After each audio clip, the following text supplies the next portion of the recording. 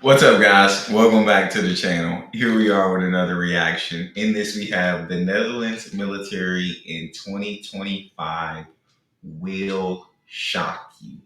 I am very excited to dive into this and see why I will be so shocked because I haven't heard a ton about the Netherlands military. But before we dive in, if you guys happen to enjoy, please don't forget to subscribe, give it a thumbs up. Also, if you'd like to support the channel by becoming a member, all you gotta do is hit the join button and receive your exclusive benefits. Let's get to it. When you think of the Netherlands, you might picture tulip fields, windmills, and maybe a suspiciously relaxed attitude towards certain recreational activities. Just a back in there. That's all it is. But what if I told you that behind the cheese and bicycles, there's a military force that punches well above its weight? Welcome to an inside look at the Netherlands Armed Forces in 2025. The Dutch military is structured into 4 key branches, each playing a vital role in national defense and international operations. First, we have the Royal Netherlands Army, responsible for ground operations, armored warfare, and peacekeeping missions. While relatively small compared to some European counterparts, it is a highly mobile and technologically advanced force, with modernized infantry units and a newly reinstated tank battalion. Next is the Royal Netherlands Navy, which ensures maritime security and maintains control over Dutch territorial waters and key shipping routes. With a fleet that includes advanced frigates, submarines, and patrol vessels, the Dutch Navy is a crucial part of NATO's naval defense network. The recent selection of the short-fin Barracuda-class submarines marks a major step in maintaining underwater superiority. Then there's the Royal Netherlands Air Force, which operates a cutting-edge fleet of fighter jets, transport aircraft, and helicopters. It has fully integrated F-35A Lightning II jets into its operations, giving the Netherlands a formidable air combat capability. The Air Force plays a key role in air defense, rapid deployment, and joint NATO missions. Finally, we have the Royal Netherlands Marechaussee, the military police force. These highly trained personnel handle border security, counterterrorism, and law enforcement duties, often working alongside civilian agencies to ensure national security. Together, these 4 branches form a well-coordinated and adaptable military force. That's crazy. That's pretty dope. And they got all they got the top of the line with them. They got top tier, latest models, up to date. They got the equipment. But and then you got the military police force, and they definitely look like they not playing no games either. So, God, 2,305 active personnel and an additional 7,483 in reserve, the Netherlands maintains a strong yet compact force that is built for efficiency. And for the first time, its defense budget is hitting $26.6 billion in 2025, officially meeting NATO's 2% GDP target. For a country with a population smaller than New York City, that's an impressive commitment to defense. The Netherlands isn't just spending more, it's spending smart. The Royal Netherlands Air Force is expanding its fleet of F-35 fighter jets, further solidifying its reputation as a top-tier NATO asset. Meanwhile, the Army is making a major move by bringing back its tank battalion, reversing a decision to retire its tanks in previous years. Picture a Leopard 2A7 tank rolling through the mud. That's something Dutch forces hadn't seen in a while. In the skies, the military is also adding new NH-90 helicopters, enhancing its ability to move troops and supplies quickly. Look at the monster of a helicopter that is. God dang, that Joker look equipped with everything you can imagine. Beneath the waves, the Navy is making bold moves by selecting the short-fin Barracuda-class submarines to replace its aging fleet. This signals a serious investment in maritime capabilities, ensuring that Dutch waters remain secure. And beyond traditional warfare, the Netherlands is also making strides in cyber defense, acknowledging the growing threat of hybrid warfare. This means better protection against digital attacks that could target the country's infrastructure and military networks. The modernization push is all about preparing for the battles of tomorrow rather than the conflicts of the past. Despite its relatively small size, the Netherlands has built an extremely capable military. The Royal Netherlands Air Force stands out with its advanced fleet of F-35As, which excel in suppression and destruction of enemy air defenses, SEAD-dead missions.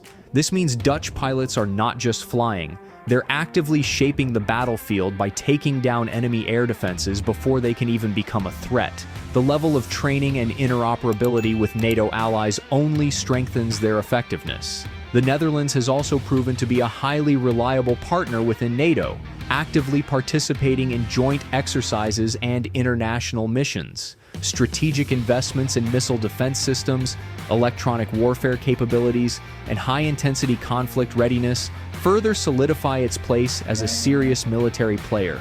While it may not be the biggest force in Europe, it certainly knows how to maximize its impact. No military is perfect, and the Netherlands certainly has its challenges. One of the biggest issues is stretched resources. While the armed forces are highly capable, they are operating with relatively small fleets and limited stockpiles of spare parts and ammunition.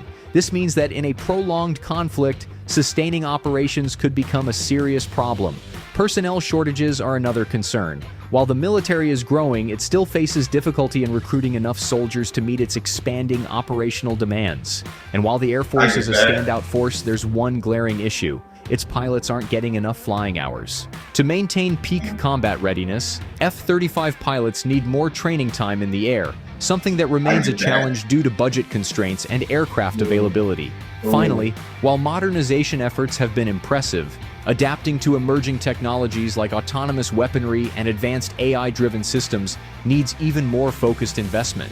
The Netherlands is making progress, but staying ahead of the curve in an era of rapid technological advancement requires continuous adaptation. In 2022, Russia's invasion of Ukraine sent shockwaves across Europe. For the Netherlands, it was a wake-up call. Gone were the days of relying on the so-called peace dividend, the idea that Europe could cut back on defense spending and enjoy lasting stability. Instead, the Dutch government quickly ramped up its military investments, recognizing that being prepared is no longer optional. Compared to some of its NATO neighbors, the Netherlands may not be the largest military force, but it is among the most capable and committed. Its strategic location, combined with its ability to rapidly deploy forces, makes it a crucial part of Europe's defensive strategy.